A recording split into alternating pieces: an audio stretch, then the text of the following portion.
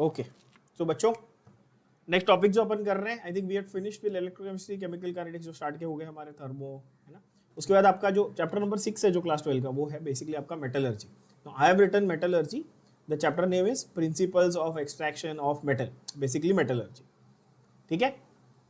Now on one side of your screen I guess all of you can see the synopsis. Yes, अब synopsis आपको इस chapter में क्या क्या जानने की जरूरत है, पहले ये थोड़ा सा फोकस करके सुन लो। इस चैप्टर में से आपको एक क्वेश्चन ही आएगा, ठीक है।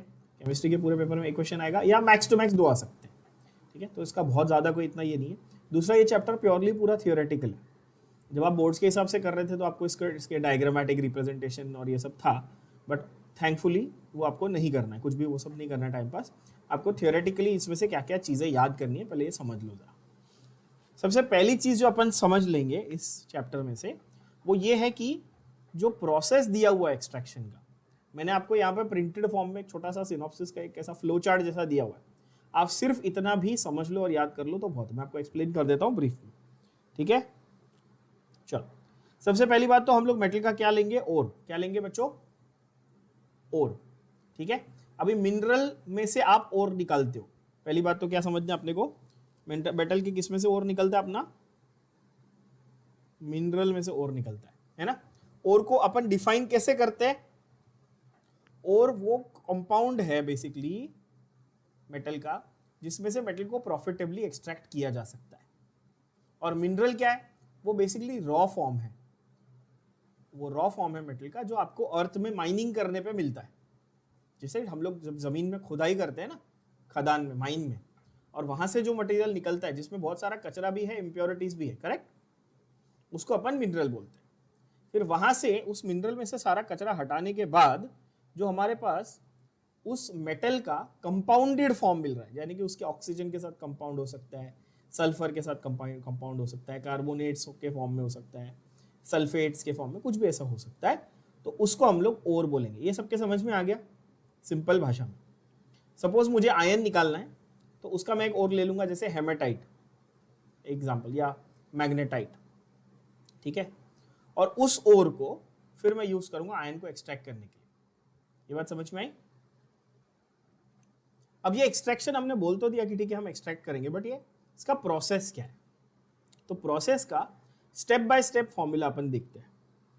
प्रोसेस में स्टेप नंबर 1 है कॉन्सेंट्रेशन ऑफ ओर। सबसे पहला ऑफिशियल स्टेप नंबर 1 क्या है, क्या है, कॉन्सेंट्रेशन ऑफ ओर, ठीक है।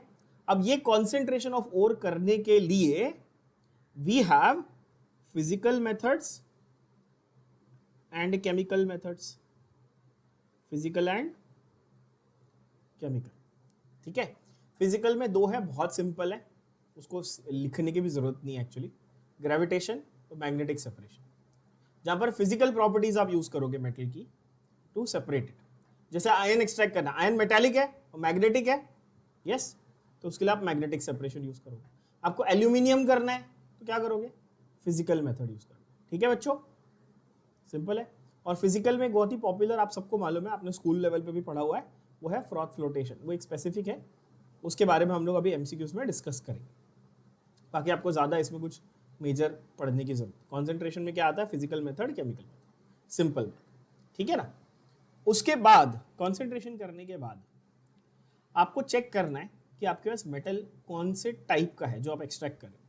Let's say I tell you, okay, you are trying to extract zinc, or you're trying to extract, let's say, gold or copper, depending on the metal that you are extracting, depending on the kind of reactivity it has, on that basis you will choose कि आप किस तरह से उसका next step proceed करोगे।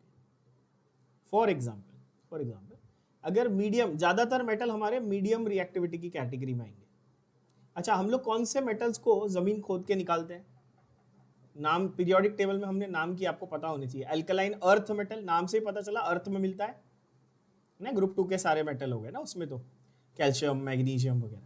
और हमारे D block के मेटल्स सबको मालूम है ना, आयरन, कॉपर, निकल, क्रोमियम, जो ना डी सीरीज के हमारे डी ब्लॉक के जो मेटल, वो सारे हमको अर्थ क्रस्ट में मिलते हैं।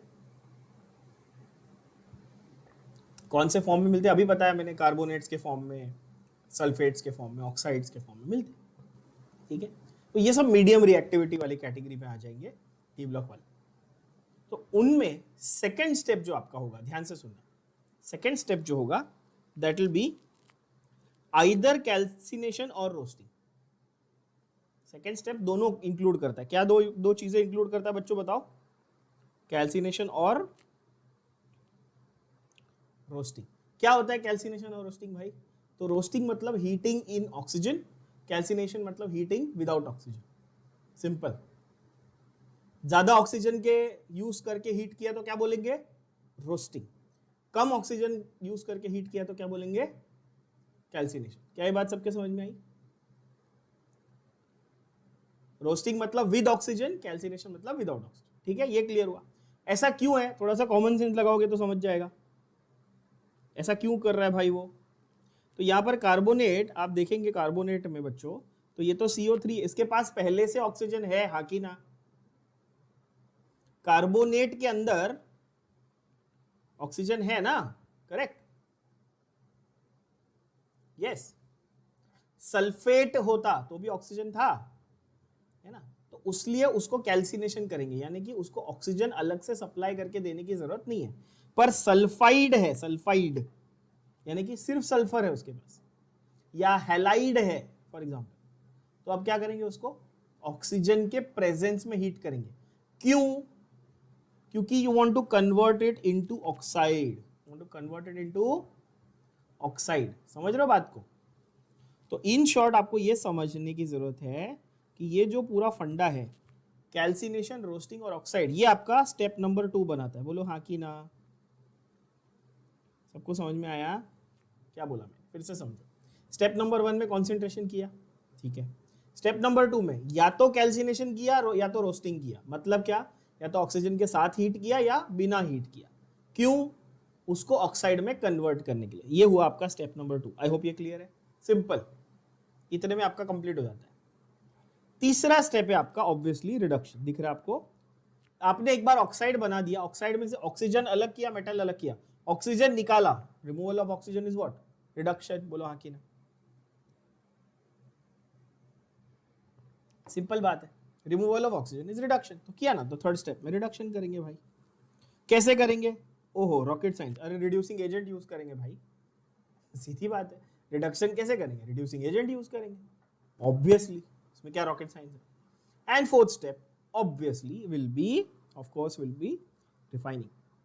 Step number 4 will be refining. तो सिंपलेस्ट भाषा में आपको ओर को फाइनल प्रोडक्ट मेटल तक पहुंचाने के लिए 4 स्टेप लगते हैं, और this is true for any metal. आप दुनिया जहान का कोई मेटल लेके आ जाओ, ये 4 मेजर स्टेप रहेंगे। ठीक है। पहला कौन सा? Concentration of ore. दूसरा कौन सा? कैल्सिनेशन और roasting to convert into oxide. तीसरा क्या? रिडक्शन। चौथा क्या? रिफाइनिंग। क्लियर हुई बात? अब हर स्टेप पे मल्टीपल ऑप्शन है। जैसे कॉन्सेंट्रेशन करना है तो फिजिकल भी कर सकते हैं, केमिकल भी कर सकते हैं। ऑक्साइड में कन्वर्ट करना है, कैल्सिनेशन भी कर सकते हैं, रोस्टिंग भी कर सकते हैं। रिफाइनिंग करनी है तो आगे और आएगा, इलेक्ट्रो रिफाइनिंग भी कर सकते हैं, जोन रिफाइनिंग भी कर सकते हैं। ऐसे अलग अलग तरीके, वो हम लोग डिटेल्स अभी क्वेश्चंस के साथ में जो जो आएगा वो डिस्कस करेंगे। पर ये बेसिक आइडिया आई होप सबको क्लियर हुआ बच्चों। बोलो हाँ कि नहीं? राइट? अच्छा, सपोज आपके पास ऐसा कोई मेटल है जिसकी बहुत ही हाई रिएक्टिविटी है, जैसे कि ग्रुप 1 का मेटल। एग्जांपल ग्रुप 1 के मेटल। कौन से ग्रुप 1 के मेटल हमने किए हुए हैं ना? कौन से है? ली ना की रब ने सुनी फरियाद, है ना? Lithium, sodium, potassium, rubidium, caesium, francium, है ना? ग्रुप 1 के एलिमेंट्स मैंने बताया जैसे कि बहुत ही रिएक्टिव होते हैं, हाईली रिएक्टिव होते हैं। अच्छा, इनके जनरली आपको क्या मिलते हैं? हैलाइड ओर्स मिलते हैं। क्या मिलते हैं बच्चों? Halide ores. किसके? ग्रुप 1 एलिमेंट्स के आपको हैलाइड ओर्स मिलते हैं। जैसे लिथियम, सोडियम, पोटेशियम, ये सब के क्या मिलते हैं? क्लोराइड्स, ब्रोमाइड्स, आयोडाइड्स, ये मिलते हैं हैलाइड ओर्स। इनका आपको ये कॉन्सेंट्रेशन, ये वो सब करने की जरूरत नहीं है। इनका आप सीधा क्या लो? आप ओर लो और उसका इलेक्ट्रोलाइसिस कर लो, सीधा मिल जाता है मेटल। क्या करेंगे आप? ओर लेंगे और उसका इलेक्ट्रोलाइसिस कर लेंगे, सीधा आपको मिल जाएगा मेटल। क्या ये हमें पढ़ना है इस चैप्टर में? नहीं। इस चैप्टर में हमें सिर्फ 4 मेटल्स के बारे में पढ़ना होता है, ओनली एंड ओनली 4, जो चारों आपकी इस मीडियम वाली, मिडल वाली कैटेगरी में आते हैं। एक्चुअली स्पीकिंग वो फर्स्ट और थर्ड कैटेगरी दोनों बकवास है, हमको किसी काम की नहीं है। मीडियम वाली कैटेगरी में हमको 4 मेटल पढ़ने हैं, वही चारों आते हैं। एक है जिंक, एक है एल्यूमिनियम, तीसरा है आयरन, चौथा है कॉपर। सिंपल, फिर से देख लो, एल्यूमिनियम, जिंक, आयरन, कॉपर, ये 4 ही हैं और चारों के लिए ये सारे स्टेप्स अप्लाई होते हैं। ठीक है बच्चों? Okay, last is metals of low reactivity. Again it's बकवास, मतलब ठीक है, nobody is going to ask you this. Very important is from this chapter, what is asked very frequently every year, you will find some question or the other on this is, now you can see on your screen, the types of common types of ores of given metals। कौन से metal का कौन सा ओर सबसे common है, ये बहुत बार आया हुआ क्वेश्चन, आप सबने देखा भी होगा ये प्रीवियस ईयर क्वेश्चंस में, या आपकी जो बुक्स जिसको आप सॉल्व करते हो उसमें ये आपने देखा होगा। तो इंपॉर्टेंट वाले इसमें से आपको जानने, in fact majority are very important, you have to directly learn the फॉर्मूले, कौन से मेटल का कौन सा ओर या कौन सा मिनरल है। Just to give you an example, if I say let's से सल्फाइड ओर्स, तो कौन से मेटल का सल्फाइड ओर बनता है।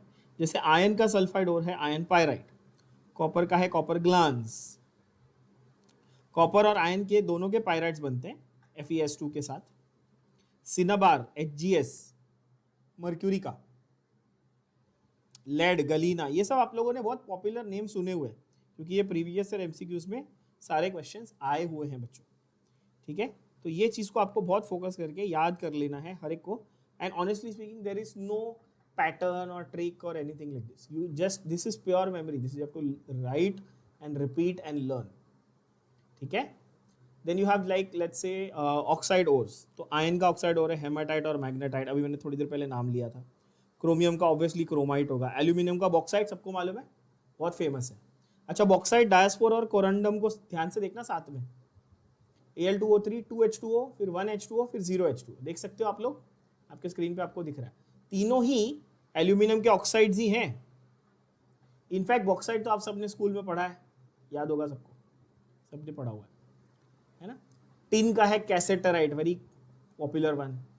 Then you have carbonate ores में कॉपर का आप देख सकते हो मैलाचाइट, बहुत लोग इसको मैलाचीटे बोलते हैं, गोचू लोग, मैलाचाइट नाम है। ठीक है, मैलाकाइट भी बोलते हैं कुछ लोग। ठीक है, कैल्शियम का ऑब्वियसली डोलोमाइट है, कैल्साइट भी है कैल्शियम का, है ना। देन यू हैव आयरन का सिडेराइट है। So all these very typical names. ठीक है, I've just marked the ones that are very important. Obviously, you have to do the entire list as it is. You have to write the structure and learn the names of corresponding metals के corresponding ores. I hope this is very clear to all. क्योंकि इसमें से आप definitely question expect कर सकते हो। ठीक है, या तो वो आपको P ब्लॉक D ब्लॉक में से डायरेक्ट पूछ लेते कि भाई कौन सा वाला सॉल्ट, जैसा मोर सॉल्ट, रोशेल सॉल्ट, ऐसे नाम से पूछ लेते हैं, है ना। डबल सॉल्ट जो है, या ऐसे एग्जांपल्स, फेरस अमोनियम सल्फेट वाला मोर सॉल्ट का एग्जांपल क्वेश्चन आया हुआ है ना। और या तो फिर डायरेक्ट ऐसा पूछ लेंगे भाई बॉक्साइट का फॉर्मूला क्या है, विच of the following is the metal found in dolomite, which of the following is a metal found in cinnabar, है ना। ऐसा आपको वो डायरेक्टली क्वेश्चन पूछेंगे, तो ये आपको इस चैप्टर में से आना चाहिए। ठीक है, now let us go directly to our important questions, will solve the questions one by one as we usually do. Okay, okay, sure. So we'll start with the first one. All the previous questions are given here on your screen. First one is, name the reagent that is used in the leaching of gold. Now first of all, for that you need to understand what exactly do you mean by the process of leaching. Leaching का मतलब क्या होता है, जरा ये समझ ले एक ब्रीफ में थोड़ा सा, सिंपल भाषा में समझा देता हूं आपको। लीचिंग का मतलब, आपके पास एक ओर है जिसमें से आप मेटल एक्सट्रैक्ट करने जा रहे हो, और उस ओर में एक सॉल्युबल कंपोनेंट है और एक इनसॉल्युबल कंपोनेंट है। ठीक है, तो उसको आप सेपरेट कैसे करोगे। जैसे आपको मैं बोलूँ कि अगर सैंड और सॉल्ट का मिक्सचर है, तो आप उसको कैसे सेपरेट करोगे। सबसे आसान तरीका, आप पानी में डाल दो उस मिक्सचर को, सॉल्ट डिसॉल्व हो जाएगा, सैंड नहीं होगा, बरोबर है। बस उसी को लीचिंग समझ लो। लीचिंग का मतलब कि जब दो अलग अलग कंपोनेंट्स हैं, एक सॉल्युबल है एक इनसॉल्युबल है, तो आप कोई सूटेबल सॉल्वेंट डालोगे, एक चीज डिसॉल्व हो जाएगी, दूसरी नहीं होगी। बात समझ में आई? तो यहां पर जैसा मैंने आपको कहा, आपको already I have told you कि भाई आपको इसमें फैक्चुअल चीजें याद करनी पड़ेंगी। तो फर्स्ट क्वेश्चन का आंसर जो है वो डायरेक्ट आपको लर्न करना है। लीचिंग ऑफ गोल्ड में the reagent that is used is sodium cyanide. कौन सा रिएजेंट यूज होता है बच्चों? Sodium cyanide. लीचिंग का मतलब क्या? Treat the ore with a suitable reagent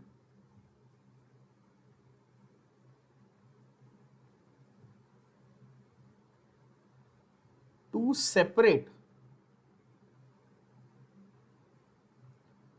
soluble and insoluble components। soluble और insoluble ये दोनों चीजों को आप जब सेपरेट करना चाहो तो आप लीचिंग कर लो। ठीक है, तो आप क्या करो? लीचिंग कर लो। अच्छा, लीचिंग किस स्टेप में आएगा? लीचिंग आएगा स्टेप नंबर 1 में। ठीक है, लीचिंग आएगा स्टेप नंबर 1 में। दूसरी चीज और है, इसके बारे में ये भी पता होनी चाहिए आपको। जब हम लोग स्टेप नंबर 1 में कॉन्सेंट्रेशन कर रहे हैं और का, तो जिसमें से जो अनवांटेड चीज है, जो कचरा है, वो हम निकाल रहे हैं, उसको क्या बोलते हैं हम लोग? What is the word that we use? पता है ना ये सबको, ये पॉपुलर टर्म है। गैंग बोलते हैं। क्या बोलते हैं अपन? गैंग। गंगू नहीं बोलना है, गैंग। ठीक है बच्चों, गैंग पार्टिकल्स। तो यहां पर सिंपल आप याद कर लो, गोल्ड के लिए क्या यूज हो रहा है आपका? सीधा सोडियम साइनाइड। और एल्स अगर पोटेशियम साइनाइड अवेलेबल है तो आप वो भी यूज कर सकते हो। प्रॉब्लम ये है, पोटेशियम साइनाइड बहुत हाईली टॉक्सिक होता है, तो बहुत ध्यान से यूज करना होता है ना। ठीक है, नेक्स्ट वाला देखें। Which of the following is use to refine, और rather which of the following metal is refined by Mond's process? कौन सा है? Mond's process. अच्छा, ये जो क्वेश्चन है ना, ये आपके थियरी पेपर में भी कई बार आ चुका है पहले, बाय द वे। ठीक है, Mond's process, very typical name, very typical this thing. Mond's process used for refining of nickel. Used to refine which metal बच्चों? निकल। तो यहाँ पे आंसर क्या हो जाएगा? दैट इज ऑप्शन सी, निकल। फ्रॉम, थोड़ा सा एक्स्ट्रा ये बता देता हूँ। फ्रॉम हम लोग कहाँ से निकल को एक्सट्रैक्ट करते हैं? एक्सट्रैक्टेड फ्रॉम निकल कार्बोनिल। किस में से एक्सट्रैक्ट करते हैं? निकल कार्बोनिल, टेट्रा कार्बोनिल निकल। ये कोऑर्डिनेशन कंपाउंड है, इसको मैं आपको डिटेल में कोऑर्डिनेशन केमिस्ट्री में सिखाऊंगा। तो टेट्रा कार्बोनिल निकल से आप जब निकल को एक्सट्रैक्ट करते हो तब मॉन्ड्स प्रोसेस बोलते हैं। उस प्रोसेस को क्या बोलते हैं? मॉन्ड्स प्रोसेस। ठीक है बच्चों? Okay, then you have I think the question number 3, yeah, which is the most abundant element on earth? ध्यान से पढ़ना क्वेश्चन को। ऐसे केस में जब भी वो आपको पूछे अबंडेंस के बारे में क्वेश्चन, बहुत ध्यान से सुनना बच्चों। ये बहुत बार बता चुका हूँ, still many students and up making mistake, silly mistake हो जाती है बच्चों की। द मोमेंट यू से मोस्ट अबंडेंट एलिमेंट, अगर वो पूछ रहा है ऑन अर्थ या इन अर्थ्स क्रस्ट, तो क्या है आंसर? It is oxygen. ठीक है, if you want the percentage, it is 46.6% to be precise. Earth के क्रस्ट में, जमीन में ऑक्साइड्स के फॉर्म में सबसे ज्यादा कौन सा मिलता है? कौन सा लिखेंगे आप लोग? ऑक्सीजन। ठीक है, डायरेक्ट ऑक्सीजन मॉलिक्यूल के फॉर्म में नहीं मिलेगा जमीन में, ऑब्वियसली। थोड़ा कॉमन सेंस यूज करो यार। किस फॉर्म में मिलेगा? मेटल के ऑक्साइड्स के फॉर्म में। कितना मिलेगा? 46.6% है ये अर्थ के क्रस्ट में। अच्छा,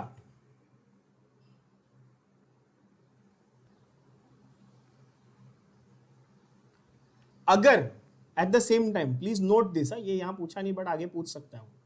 अगर वो आपको ये पूछे कि यूनिवर्स में सबसे अबंडेंट कौन सा है, तो क्या बोलोगे? यूनिवर्स में, यूनिवर्स में है हाइड्रोजन।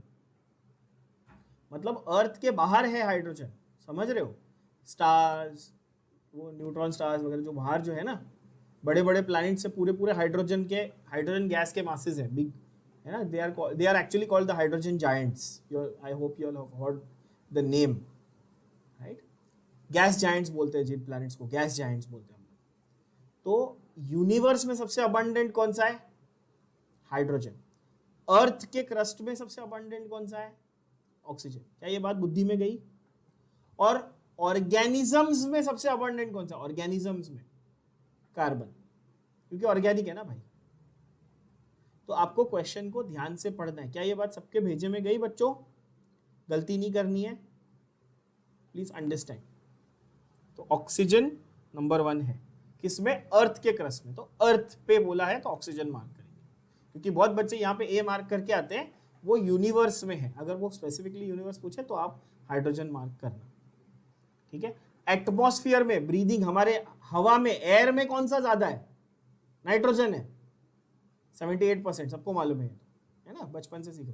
तो please read the question carefully. ऐसे घाई करके एकदम वो हरक पदुड़ा बोलते हैं ना अपन, वैसे हरक पदुड़ा बन के नहीं मार्क करने का, है ना, ओवर एक्साइट होके क्वेश्चन को पढ़ लेने का।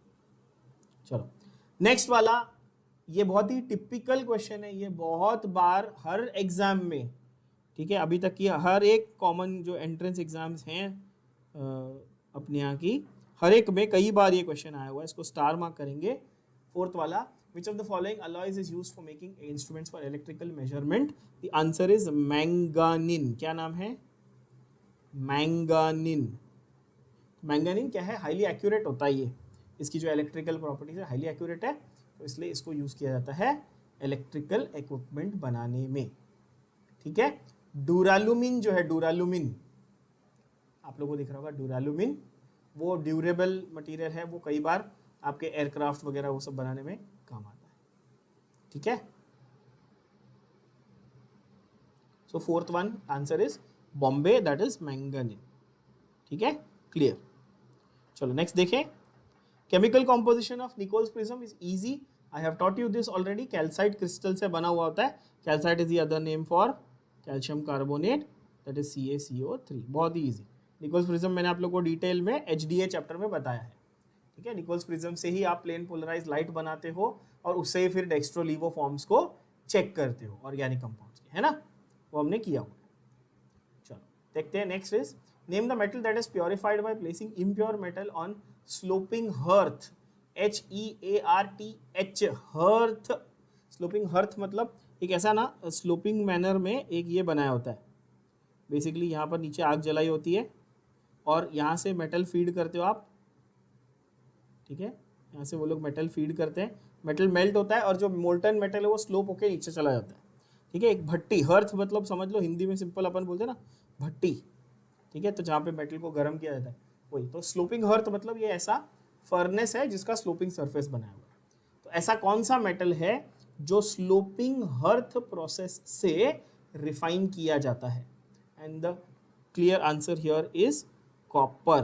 कौन सा है? कॉपर। ना कॉपर के बारे में एक एक्स्ट्रा इन्फॉर्मेशन जरूर नोट करके रखना, ठीक है, एक एक्स्ट्रा इन्फॉर्मेशन कि कॉपर को पहले तो हम लोग कॉपर पायराइट से निकालते हैं। कहाँ से निकालते हैं कॉपर को? Copper is extracted from copper pyrites. कहाँ से निकालते हैं बच्चों?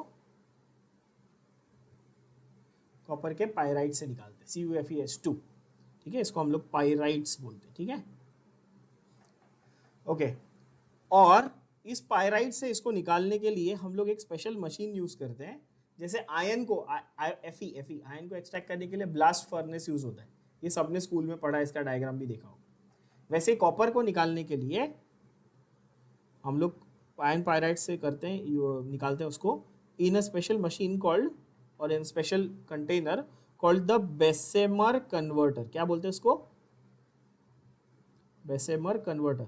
इसलिए कई बार आप क्वेश्चंस में ये एक वर्ड जरूर देखोगे, बेसेमराइजेशन। क्या देखोगे? बेसेमराइजेशन। तो आपको अगर पूछेगा अच्छा Bessemerisation is the process of extracting which metal, तो आप आंसर लिखेंगे कॉपर।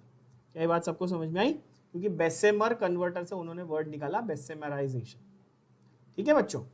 और रिफाइनिंग के लिए क्या करेंगे? तो एक्सट्रैक्शन के लिए आप बेसेमराइजेशन करेंगे, मतलब उसको मेटल को एक्सट्रैक्ट करने के लिए, और उसको प्योरीफाई करने के लिए आप क्या करेंगे?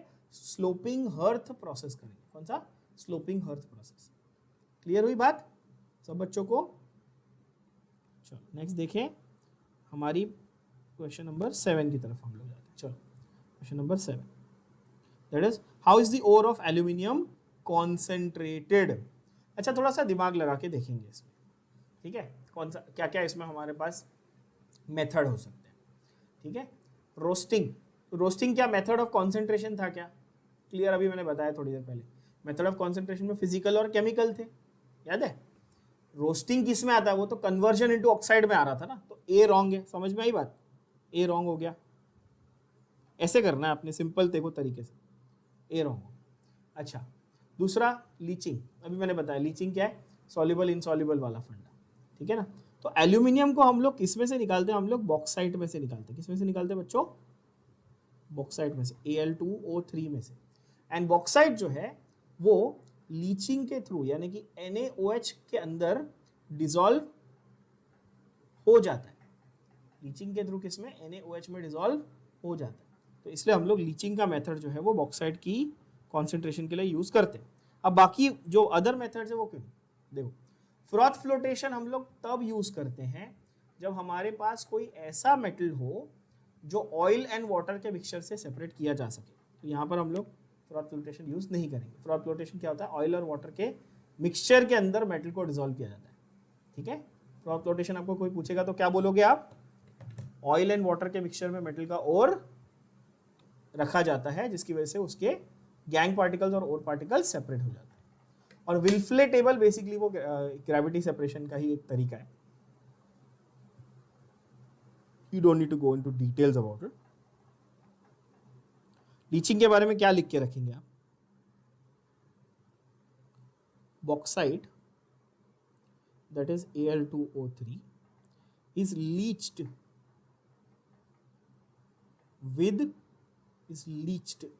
with NaOH। तो आंसर क्या होगा बच्चों? क्या ये बात क्लियर हुई? सिंपल हो गया। उसके बाद नेक्स्ट आता है बहुत ही सिंपल आंसर, 8th वाला, which of the following is refined by electrolytic method. Electrolytic method, तो इन रियलिटी आपकी बुक में जो मैंने 4 नाम लिए थे अभी थोड़ी देर पहले, मैंने आपको 4 नाम बताए थे, जिंक, एल्यूमिनियम, आयरन और कॉपर, ये 4 ही आपके सिलेबस में है ना।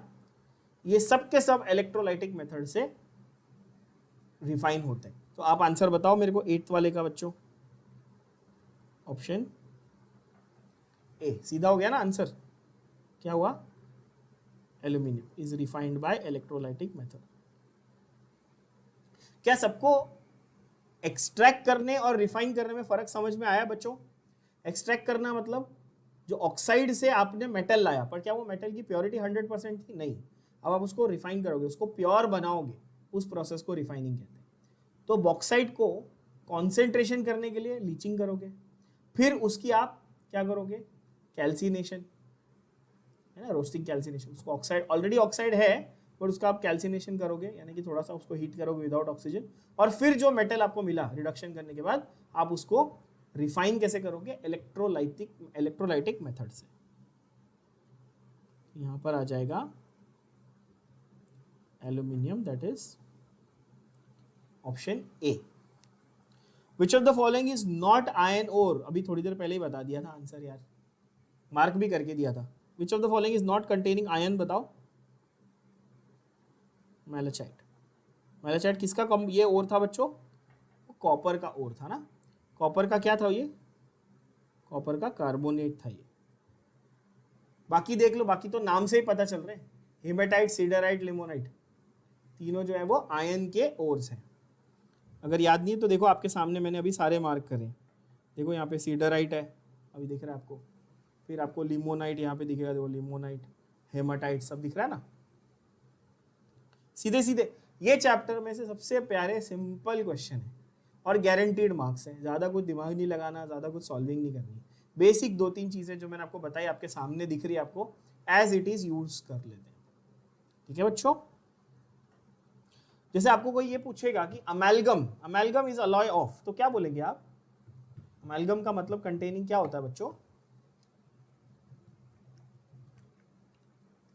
मर्क्यूरी, ऑब्वियसली, वेरी गुड, है ना। अमेलगम पूछा तो मर्क्यूरी बोलेंगे। वैसे आपको ये सारे क्वेश्चन दिख रहे होंगे, अभी 10th क्वेश्चन देखो, सारे आपको रिपीट मिलेंगे। 10th क्वेश्चन देखो, देखो क्या है, विलेमाइट इज, सीधा वो आपको बस कॉम्पोजिशन ही पूछ लेगा, सिडराइट इज, विलेमाइट इज, है ना। तो विलेमाइट इनमें से किसका फॉर्मूला विलेमाइट है, तो वो है बेसिकली जिंक का सिलिकेट। किसका? जिंक का सिलिकेट, दैट इज Zn2SiO4, इसको अपन जिंक सिलिकेट बोलते हैं। क्या बोलते हैं बच्चों? जिनको याद रखने में डिफिकल्टी आ रही है वो ऐसे याद रख सकते हैं कि SiO4 को सिलिकेट बोलते हैं। कैसा? SiO4 2- को क्या बोलते हैं अपन? सिलिकेट। क्या याद रहेगा सबको ये? सिंपल। तो आंसर क्या हो गया? ए। ठीक है ना बच्चों। नेक्स्ट है आपका कैलामाइन। कैलामाइन आप लोगों ने यूज किया होगा कभी कभी, स्किन पे लोशन लगाते हैं, कैलामाइन लोशन, पिंक कलर का मिलता है मेडिकल शॉप में, शायद कभी यूज भी किया होगा, देखा होगा आप लोगों ने, है ना। कैलामाइन लोशन, उसके अंदर क्या होता है कभी पढ़ना, उसका कॉम्पोजिशन पढ़ोगे आपको पता चलेगा। It basically contains zinc carbonate. क्या यूज करते हैं उसके अंदर बच्चों? क्या यूज करते हैं? Zinc carbonate, that is option C. ठीक है, that is calamine, very popular. If you are curious just go to your closest medical shop, go and ask for calamine lotion. Normal खुजली बिजली रहती है ना तो उस पर लगाते हैं, ठीक है ना, काम आएगा, याद कर लेना। लाइट पिंक कलर का होता है। डाइजिन जेलुसिल जैसा ही दिखता है, उससे थोड़ा पतला कलर होता है। जेलुसिल समझ के पी मत लेना गधो, तुम्हारा भरोसा थोड़ी है। नहीं ऐसा नहीं, बेवकूफ़ नहीं हो तुम लोग यार। चलो, देन इज प्योरेस्ट जिंक। ठीक है, जिंक का प्योरिफिकेशन कैसे करेंगे? आंसर आपको पता है, मैंने ऑलरेडी बता दिया। हमारे पास जो 4 मेथड है, कौन से 4 जो मेटल है हमारे, चारों के लिए कौन सा मेथड यूज हो रहा था रिफाइनिंग के लिए बच्चों? आंसर इज ए। क्यों? क्योंकि एल्यूमिनियम भी इलेक्ट्रोलाइटिक से किया था, जिंक भी इलेक्ट्रोलाइटिक से किया था, है ना। मॉन्ड प्रोसेस किसके लिए था? डी ऑप्शन देखो, मॉन्ड प्रोसेस किसके लिए था? मॉन्ड प्रोसेस अभी किया ना हमने क्वेश्चन, मॉन्ड प्रोसेस किसके लिए था बच्चों? निकल के लिए था मॉन्ड प्रोसेस। और अपने को उन्होंने क्या पूछा? Purest zinc is made by. तो आंसर आप क्या मार्क करेंगे? Option A, that is electrolytic refining. Correct बात है? यस। ओके। एक वैन आर्केल मेथड भी होता है, एक्स्ट्रा बता के रखता हूँ। वैन आर्केल मेथड जर्कोनियम के लिए यूज होता है, मतलब आपके डी ब्लॉक के कुछ ऐसे मेटल्स जो कम रिएक्टिव हैं उनके लिए होता है, जर्कोनियम वगैरह के लिए। ठीक है, वैन आर्केल मेथड बोलते हैं। Okay, then you have carborundum, very popular. Carborundum नाम से ही पता चल जाता है आपको, कार्बोरंडम। कार्बोरंडम जो है वो,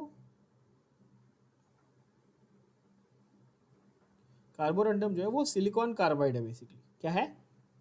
सिलिकॉन कार्बाइड। अच्छा, बहुत बच्चे इसमें मिस्टेक क्या करते हैं कार्बोरंडम में, वो कोरंडम समझते हैं। अभी शायद किसी ने बोला भी, किसी ने ये गलती की अभी, शायद मैंने ऐसा सुना है ना। कोरंडम और कार्बोरंडम में बहुत फर्क है भाई।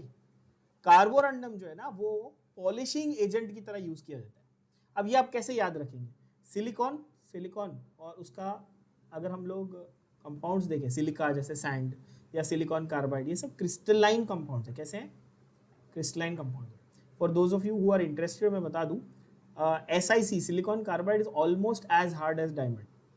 डायमंड के टक्कर का हार्डनेस होता है इसका। तो आप समझ सकते हो कि इससे अगर मैं किसी चीज़ को घिसूंगा तो ये पॉलिशिंग एजेंट की तरह काम करेगा। सैंड पेपर बेसिकली, जिसको आप सिंपल भाषा में बोलते हो। यस। तो कार्बोरंडम की पेस्ट को ना एज अ पॉलिशिंग एजेंट और फिनिशिंग एजेंट यूज किया जाता है, बहुत पॉपुलर है बच्चों। ठीक है, तो ये क्या है आंसर? SiC। और इसको कोरंडम से कंफ्यूज मत करना, नहीं तो सिली मिस्टेक हो जाएगी। कोरंडम क्या था? वो Al2O3 था। ठीक है बच्चों, नाम से याद रख लेना। कार्बो, कार्बो इसमें ना कार्बन है ना। तो आंसर क्या आएगा? Option A. आई होप ये क्लियर हो रहा है सबको। Okay, and the last question is apatite. नाम से ही पता चल रहा है एपेटाइट, बहुत फेमस एपेटाइट। देखो ये बहुत जनरल नॉलेज टाइप के क्वेश्चन है ये। एपेटाइट, अभी एपेटाइट आप बोलोगे सर हमने सुना ही नहीं, आप कैसे जनरल नॉलेज बोल रहे हो? तो आप ध्यान नहीं देते हो। एपेटाइट एक्चुअली अगर आप कोलगेट की ऐड देखो, एंकर टूथपेस्ट, पेप्सोडेंट टूथपेस्ट की ऐड देखो, वो उसमें बोलते हैं वो, बट आप ध्यान नहीं देते हो। अब आप अभी से ध्यान देना आगे से। ठीक है, एपेटाइट जो है ना वो टूथपेस्ट में क्या होता है? फ्लोराइड होता है। क्या होता है? सबको पता है ना? नहीं पता ना तो अभी ब्रश तो करते होगे ना गंदे बच्चों। ठीक है, तो घर पे जाओ, टूथपेस्ट निकालो, देखो उसमें फ्लोरिडेटेड टूथपेस्ट आपके टूथपेस्ट की ट्यूब पे लिखा होगा, unless you are Ramdev Baba का भक्त और समथिंग, है ना, then otherwise you will use normal toothpaste, it will be fluoridated toothpaste. Okay, it's okay, I have nothing against Ramdev Baba, I should clarify, otherwise people will jump on me. So apatite जो है वो fluoride containing crystals होते हैं. क्या होते हैं बच्चों? Fluoride containing crystals को अपन बोलते हैं एपेटाइट. अच्छा, कुछ गधे इसको एपेटाइट बोलते हैं. एपेटाइट मतलब वो खाना खाने की खुराक, वो APE होता है, ये एपेटाइट है, एपेटाइट है ना. गांवटी लोगों की तरह नहीं करना है, ढंग से सुनना है क्या बोल रहा हूं. Apatite that is fluoride containing crystals. हाँ,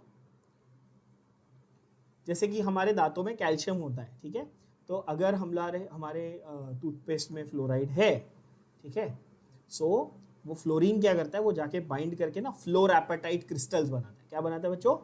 फ्लोर एपेटाइट क्रिस्टल्स. तो एपेटाइट जो है वो फ्लोरीन कंटेनिंग या फ्लोराइड कंटेनिंग क्रिस्टल्स होते हैं. ठीक है, ये याद रखेंगे आप लोग. एक और थोड़ी सी कॉमन सेंस वाली जो मतलब जनरल नॉलेज वाली चीज़ है, ये फाउंड इन टूथपेस्ट होता है. ठीक है, फाउंड इन टूथपेस्ट. तो ये आपको ऐसा पूछ सकता है वो कि which of the following metals is not metals, which of the following crystals और ores basically is popularly used in part of toothpaste. The answer is A, that is fluorine. एक छोटी सी इसमें नोट जरूर करना, ये भी काफ़ी चांसेस है आपको इस ये क्वेश्चन के आने के, that fluoride is separately added to drinking water. I bet most of you did not know this. ठीक है, added to drinking water to maintain healthy teeth. आपको जो पानी आता है ना, BMC वगैरह जो आपके घर में पानी सप्लाई करती है ना, तो वो लोग पानी के प्योरिफिकेशन के बाद उसमें छोटा सा अमाउंट ऑफ फ्लोराइड जो है वो डाल देते हैं, अप टू 1 ppm. ppm समझते हो सब लोग? पार्ट्स पर मिलियन. 1 ppm, 1 पार्ट पर मिलियन फ्लोराइड डाल देते हैं, थोड़ा सा अमाउंट फ्लोराइड डाल देते हैं. क्यों? क्योंकि ये गारंटी नहीं है ना कि कितने लोग ब्रश कर रहे हैं, या कोई इंसान ब्रश ही नहीं कर रहा है. गाँव में तो लोग वो दातून वातून कर रहे, ब्रश नहीं कर रहे. ठीक है, तो just for safety sake they put the fluoride in the drinking water, ताकि सबके पास फ्लोराइड इक्वल मात्रा में पहुंच जाए. समझ रहे हो बच्चों? तो ये काफ़ी एक इंपॉर्टेंट चीज़ है. कई बार ये ऐसा मेजॉरिटी जगह पे फ्लोराइड ऐड किया जाता है. इसके बहुत सारे डिसएडवांटेजेस भी. अगर फ्लोराइड ज़्यादा हो गया तो फ्लोराइड पॉइजनिंग भी हो सकती है, फ्लोराइड टॉक्सिसिटी भी हो जाती है लोगों की. इसके ऊपर बड़े बड़े सर्वे हुए हैं, ग्रैंड रैपिड्स US में शू लेदर सर्वे हुआ था, इसके ऊपर काफ़ी सारी चीज़ें हैं, बट वो आपको जानने की ज़रूरत नहीं है. आप सिर्फ इतना याद रखो, फ्लोराइड जो है उसके एपेटाइट क्रिस्टल बनते हैं. It is good for your teeth, it is found in toothpaste and it is also added to drinking water in most of the urban areas. ठीक है, तो इस चैप्टर में से आपको जेन्युइनली स्पीकिंग इतने ये सारे चीज़ें पता होनी चाहिए, और इतनी भी पता है तो बहुत है. जस्ट एक रेगुलर रीडिंग कर लो इस चैप्टर की from your textbook and you should be sorted. Don't waste too much time on it. Next session में हम लोग जाएंगे मोर इंपॉर्टेंट टॉपिक जो है P ब्लॉक और उसके D ब्लॉक के डिस्कशन. ठीक है.